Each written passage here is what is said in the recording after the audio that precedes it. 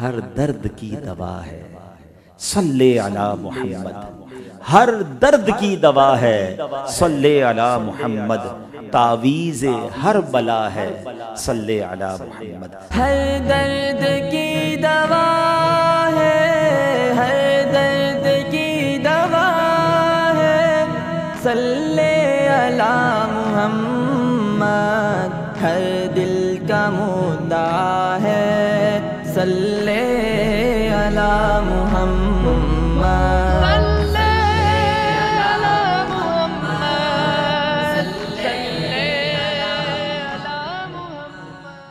آج یہاں ہمارے زین بھائی کے گھر پر موجود تمام عاشقان رسول، دعا کرتا ہوں کہ رب کریم ہم سب کا جمع ہونا اپنی بارگاہ میں قبول فرمائے۔ کہ بنی اسرائیل میں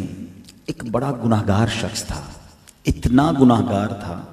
اتنے اس کے برے اعمال تھے کہ جب اس کا انتقال ہوا تو اس کے شہر والوں نے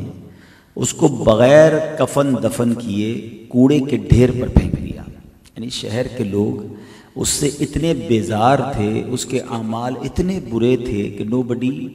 ready to give them جنازہ یا اس کی تدفین کریں یا اسے قبر میں ڈالیں، انہوں نے اٹھا کر اسے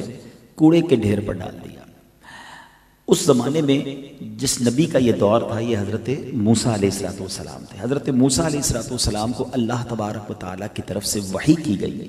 کہ اے موسیٰ فلاں جگہ پر جاؤ، ہمارا ایک بندہ موجود ہے کوڑے کے ڈھیر پر، اسے وہاں سے اٹھاؤ، اسے غسل دو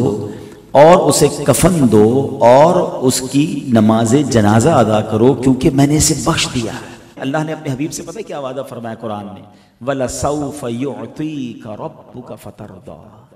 اے محبوب تمہیں تمہارا رب ان قریب اتنا عطا فرمائے گا کہ تم راضی ہو جاؤ گے۔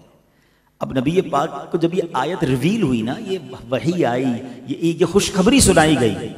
اللہ اکبر، اے امتیوں دیکھو تمہارے آقا تم سے کتنا پیار کرتے ہیں۔ میرے آقا فرماتے میں اس وقت تک راضی نہ ہوں گا جب تک اپنے سارے امتیوں کو جنت میں نہ داخل کروائے۔ ہیں ان کے ہم امتی ہیں وہ ہمارے نبی، ان کے ہم امتی، امتی تیری قسمت پہ لاکھوں سلام، میری خوش قسمتی میں تیرا امتی۔ واللہ یہ بہت بڑی سعادت ہے، ہم ساری زندگی رب کا فقط اس بات پر ہی شکر ادا کریں نا کہ یا اللہ تیری مہربانی تو نے جناب رسول اللہ کا امتی بنایا، کیونکہ ہمیں یہ معلوم ہے، ہم نے حدیثوں میں پڑھا ہے، خود نبی پاک نے بتایا ہے کہ پیارے آقا قیامت کے دن اپنے امتیوں کو ایسے تلاش کریں گے، گناہگار امتیوں کی ایسے فکر کریں گے کہ جیسے ماں کا بچہ بچھڑ جائے تو ماں بے قرار ہو جاتی ہے۔ اللہ کے حبیب اس طرح رب کی بارگاہ میں گر گڑا کر اپنے امتیوں کی شفاعت کی خیرات مانگیں گے، اور رب کیا فرماتا ہے کہ محبوب تمہارا سوال پورا کیا جائے گا۔ تو ہمیں الحمدللہ سرکار دو عالم علیہ السلام کا رب نے امتی بنایا۔ تو اب ذرا سوچو، حضرت موسیٰ کا امتی ہو، گناہ گار بھی ہو، اور جناب رسول اللہ کے نام کی تعظیم کرے، ان پر درود پڑھے، اس کے گناہ رب معاف فرما دے، تو میں تو امتی بھی رسول پاک کا ہوں۔ اب چاہیے کیا کہ نبی پاک کے نام مبارک کی تعظیم، سرکار علیہ السلام پر کثرت سے درود پڑھنا اگر میں اپنی روٹین میں شامل کر لیتا ہوں تو انشاءاللہ ضرور کرم ہوگا۔ اور یقین جانیے یہ درود ایسا وظیفہ ہے قیامت کے دن تو کام آنا ہے، مغفرت کا پروانہ تو اس نے دلانا ہے، مگر دنیا کی مصیبتیں، دنیا کی پریشانیاں، دنیا کی کلیمٹیز وہ بھی یہ دور کرتا ہے۔ تو اگر آپ کسی پریشانی میں ہیں، بیماری میں ہیں، قرضے میں ہیں، کسی بھی پرابلم میں ہیں، درود پاک ایک ایسا وظیفہ ہے جو آپ کی مشکلوں کو آسان کرتا ہے۔ وہ شاعر کہتے ہیں نا، پیارے آقا علیہ السلام نے جب دنیا سے پردہ فرما لیا تو اب حضرت بلال حبشی بھی انہی میں سے تھے۔ وہ جب بھی مدینے کی گلیوں میں نکلتے قدم قدم پر پیارے آقا کی یاد ستاتی تھی، تو حضرت بلال نے مدینہ چھوڑا اور ملک شام میں آ کر رہنے لگے۔ کچھ عرصے کے بعد حضرت بلال حبشی رضی اللہ عنہ کو نبی پاک کی خواب میں زیارت ہوئی، اور آقا علیہ السلام نے حضرت بلال سے فرمایا، اے بلال، ما هذه الحفوہ ما هذه الجفوہ یا بلال اما ان لک ان تزورنی یا بلال، یعنی اے بلال یہ کیا جفا ہے کہ ابھی وہ وقت نہ آیا کہ تم میری زیارت کے لیے حاضری دو۔ اللہ اکبر، ایسا عاشق جو یاد رسول میں تڑپتا ہو، نبی پاک نے زیارت کے لیے بلایا، روتے ہوئے بالکل دیوانہ وار شام سے مدینہ منورہ کے لیے روانہ ہو گئے، جس کو کہتے ہیں نا بے رکے کنٹینیو ٹریول کیا کہ آقا نے بلایا۔ اب جیسے ہی مدینہ پاک پہنچے، وہ تو اسی تصور میں تھے کہ وہی مدینہ ہوگا، وہی نہیں نبی پاک کے جلوے ہوں گے، وہی میری ملاقاتیں ہوں گی۔ جب وہاں پہنچے تو دیکھا پیارے آقا تو نہیں ہے، قبر منور ہے، روضہ رسول ہے۔ روتے روتے نبی پاک کے قدموں میں حاضر ہوئے، کہا حضور آپ نے غلام کو بلایا، خود پردے میں چلے گئے ہیں، مجھے تو آپ نے دیدار کے لیے بلایا تھا۔ آنکھوں سے آنسو جاری ہیں حضرت بلال کے۔ اب حضرت بلال کا مدینے میں پہنچنا تھا کہ شور مچ گیا کہ مؤذن رسول حضرت بلال مدینے میں آئے ہیں، ہر طرف سے لوگ جمع ہو گئے۔ حضرت بلال سے عرض کی کہ حضور اب مدینے آئے ہیں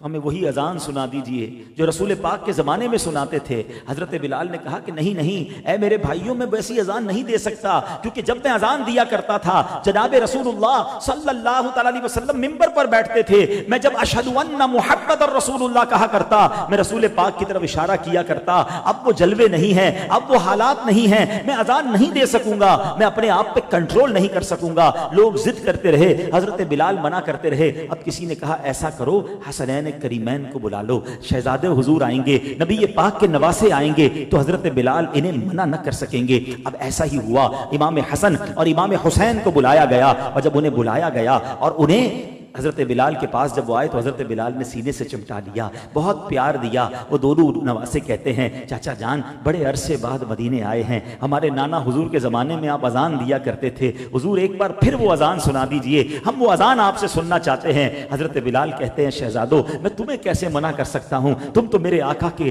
آنکھوں کے تارے اور ان کے پھول ہو، اللہ اکبر۔ اب حضرت بلال منبر پر چڑھتے ہیں، تڑپتے دل کے ساتھ، دھڑکتے دل کے ساتھ۔ حضرت بلال حبشی مسجد نبوی شریف کے منبر پر جا کر، اس جگہ جا کر جہاں اذان دیا کرتے ہیں، آپ نے اذان شروع کی، اللہ اکبر اللہ اکبر۔ مدینے کی گلیوں میں جب یہ آواز جاتی ہے ایک کوہرام سمجھ جاتا ہے، لوگ گھروں سے نکل آتے ہیں کہ حضرت بلال کی اذان کی آواز کیسے آ گئی، آگے اذان بڑھ رہی ہے، اللہ اکبر اللہ اکبر۔ اب لوگ دیوانہ وار مسجد نبوی شریف کی طرف دوڑنے لگے، انہیں نبی پاک کے دور کا وہ منظر یاد آ گیا، ارے یہ تو وہی صدا ہے جو آقا کے دور میں لگائی جاتی تھی، حضرت بلال مدینے آئے ہیں۔ لوگ دوڑتے ہوئے مسجد نبوی شریف کی طرف چلنے لگے، اشہد ان لا الہ الا اللہ۔ اب عورتیں بھی اپنی چھتوں پہ چڑھ گئیں کہ آج تو رسول پاک کے زمانے کی یاد تازہ ہو رہی ہے، ہر آنکھ اشک بار ہے، یاد رسول میں تڑپ رہی ہے۔ حضرت بلال اذان کو آگے دیے جا رہے ہیں، آگے بڑھتے ہیں، اشہد ان لا الہ الا اللہ۔ اب چھوٹے چھوٹے بچے ماؤں سے کہتے ہیں امی جان چاچا حضرت بلال تو آ گئے، مؤذن رسول تو آ گئے، ان کی اذان کی آواز ہمیں سنائی دے رہی ہے، رسول اللہ کب تشریف لائیں گے؟ امی بڑا عرصہ ہو گیا رسول پاک کا دیدار نہیں ہوا، ہر آنکھ اشک بار ہے، ہر دل بے قرار ہے، یاد رسول میں لوگ رو رہے ہیں۔ اور اب وہ وقت آیا جب عاشق صادق حضرت بلال حبشی نے حسب معمول اذان آگے بڑھائی کہ اشہد ان محمد رسول اللہ، اور بے ساختہ عادت کے مطابق اپنا ہاتھ اٹھایا منبر رسول کی طرف کہ جہاں نبی پاک جلوہ فرما ہوتے تھے، مگر ہائے افسوس آج وہاں آقا نہیں تھے، وہ منبر خالی تھا۔ حضرت بلال حبشی کے دل پر گویا تیر لگا، ایسا دل پر غم طاری ہوا کہ آپ اذان کو جاری نہ رکھ سکے اور آپ دھڑام سے زمین پر گرے اور آپ بے ہوش ہو گئے۔ پورے مدینے میں ایک سما بن گیا، کوہرام مچ گیا، اس قدر گریہ وزاری ہوئی کہ کتابوں میں لکھا ہے کہ رسول پاک کے دنیا سے پردہ فرماتے وقت جتنا لوگ آنسو بہائے تھے، اس کے بعد پہلی بار اتنے آنسو حضرت بلال حبشی کی اس اذان کے وقت لوگوں نے بہائے۔ سب کو نبی پاک کی یاد نے ستایا، حضرت بلال حبشی اپنی اذان پوری نہ کر سکے، اور جب ہوش آیا، جب واپس اپنے حواس میں آئے تو روتے روتے ملک شام کو روانہ ہو گئے۔ تو اے میرے پیارے اسلامی بھائیوں، یہ پیار تھا، یہ محبت تھی صحابہ کرام کو نبی پاک سے، مدینے والوں کو نبی پاک سے۔ ہماری اس محفل کا ثواب، اور ہم جتنے بھی مرد عورتیں یہاں موجود ہیں، ہم سب نے جو زندگی میں ٹوٹی پھوٹی نیکیاں کی ہیں، سب کا ثواب یکجا کر کے اے مالک تیری بارگاہ میں پیش کرتے تو ہمارا ہدیہ تحفہ ہمارے پیارے آقا محمد مصطفیٰ صلی اللہ تعالی علیہ وسلم کو اپنی شان کے مطابق عنایت فرما دے۔ سرکار دو جہاں صلی اللہ تعالی علیہ وسلم کے صدقے طفیل، والدین کریمین، اولاد، ازواج، اہل بیت، اصحاب، خلفاء امت، انبیاء، صدیقین، شہداء، صالحین کے مقدس گھرانے، حضور سیدی غوث اعظم شیخ عبد القادر جیلانی، خواجہ و داتا و فرید و نظام الدین بدر الدین قطب الدین شیخ معروف کرخی، شیخ احمد کبیر رفاعی، شیخ محبوب الدین سیلانی، تمام اولیاء، ابدال، اقطاب، اوتاد، سلاطین، اولیاء، اصحاب کہف، کل مومنین مومنات مسلمین مسلمات، حضرت آدم علیہ السلام سے لے کر آج تک، آج سے لے کر قیامت تک جتنے ایمان والے آ چکے موجود آئیں گے، سب کو، پوری امت کو، ہم جتنے مرد عورتیں یہاں موجود، ہم سب کے تمام آبا و اجداد کو، خاندان والوں کو، دوست احباب، رشتہ داروں کو، سب کو درجہ مدرجہ پہنچا کر بالخصوص ہمارے سکندر بھائی کے شہزادے وقاص کو اس کا ثواب عنایت فرما دے، ہمارے زین بھائی کے سسر کو اس کا ثواب پہنچا دے، ہمارے محسن بھائی کے والد صاحب کو اس کا ثواب پہنچا دے، ڈاکٹر فریدہ صاحبہ کو اس کا ثواب پہنچا دے، ہمارے حاجی حبیب اتاری صاحب کے ابو اور امی کو اس کا ثواب پہنچا دے۔ پچھلے چند ماہ پہلے میرے جوان صاحب بھائی عمران پولانی دنیا سے رخصت ہو گئے، ان کو اس کا ثواب پہنچا دے۔ اے شہنشاہ مدینہ الصلاۃ والسلام زینت عرش معلا الصلاۃ والسلام رب حبلی امتی کہتے ہوئے پیدا ہوئے رب حبلی امتی کہتے ہوئے پیدا ہوئے حق نے فرمایا کہ بخشا صلاۃ والسلام میں وہ سنی ہوں جمیل قادری مرنے کے بعد میں وہ سنی ہوں جمیل قادری مرنے کے بعد میرا لاشا کہے گا صلاۃ والسلام زینت عرش معلا الصلاۃ والسلام برکت اللہ وملائکتہ یصلون علی النبی یا ایھا الذین آمنوا صلوا علیہ وسلموا تسلیما اللهم صل على سيدنا ومولانا محمد حب القلوب ودوائها وعافية الأبدان وشفائها ونور الأبصار وضيائها وعلى آله وصحبه وبارك وسلم۔ جب دم واپسی ہو یا اللہ، سامنے ہو روضہ رسول اللہ اور لب پہ ہو لا الہ الا اللہ۔ ہر درد کی دوا ہے، ہر درد کی دوا ہے، صلی علی محمد، ہر دل کا مدعا ہے، صلی علی محمد۔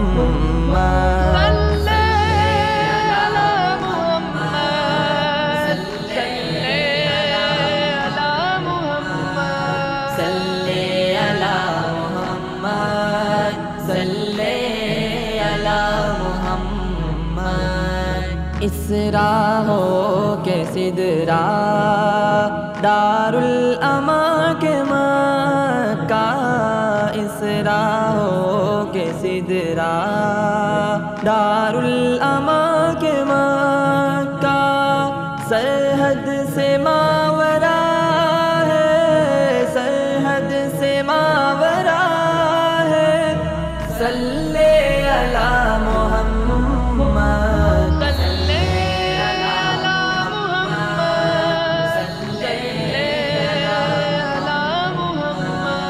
صلی علی محمد، صلی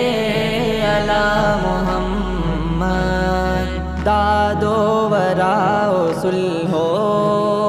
حلم و کرم کا محور، داد و ورا و صلح و حلم و کرم کا محور، عدل و ہدی عطا ہے، عدل و ہدی عطا ہے، صلی علی محمد، صلی علی محمد، صلی علی محمد، صلی علی محمد، صلی علی محمد۔ سر کر دے رسولاں سالار کارواں ہے، سر کر دے رسولاں سالار